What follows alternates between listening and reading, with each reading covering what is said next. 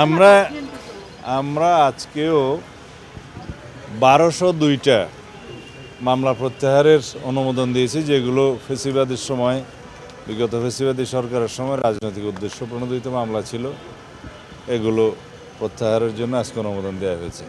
এর আগে আমি এখানে আসার পরে 1006টা মনে হয় অনুমোদন দিয়েছিলাম। আর যে সমস্ত মামলা প্রত্যাহারের জন্য বিগত ইন্টারিম সরকারের সময় উদ্যোগ নিয়েছিল, রাজনৈতিক উদ্দেশ্যে হয়রানিমূলক, মিথ্যা এবং বানোয়াট মামলা দিয়েছিল বিগত 17 বছরে রাজনৈতিক কর্মী সহ অন্যান্য সমাজের বিভিন্ন স্তরের মানুষের বিরুদ্ধে, সাংবাদিক সহ, সেই সমস্ত মামলায় বিবেচনা করা হয়েছিল মার্ডার কেস বাদে এক্সপ্লোসিভ এবং অস্ত্র মামলা, মাদক, আর একটা যেন নারী শিশু, এই বিষয়ে মামলাগুলো বাদে বাকি মামলাগুলো বিবেচনায় নেওয়া হয়েছিল।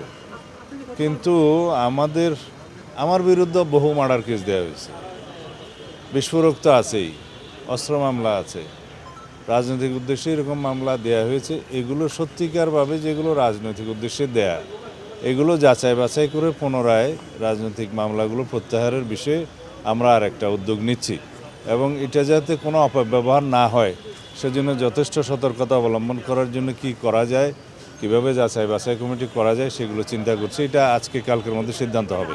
এগুলো তো বিগত 17 বছরের মামলাগুলোর কথা বললাম, কিন্তু 5 আগস্টের পরে যে সমস্ত মামলায় শয়ে শয়ে হাজারে হাজারে আসামি করা হয়েছে, এরকম কিছু মামলা আছে। ওখানে হয়রানির উদ্দেশ্যে বিভিন্ন হয়তো শত্রুতামূলক কিছু লোককে আসামি করা হয়েছে বিভিন্নভাবে, কিছু সুবিধাবাদী শ্রেণী, এরকম কিছু আমাদের নজরে এসছে। এগুলো যাচাই বাছাই করে আমরা ফাইন্ড আউট করবো, একটা বিহিত ব্যবস্থা করতে হবে, কারণ আইনের শাসন প্রতিষ্ঠা করতে হবে। আর মামলাবাজির মধ্য দিয়ে যদি কারো হয়রানি হয়, তো সেটা আইনের শাসন হলো না।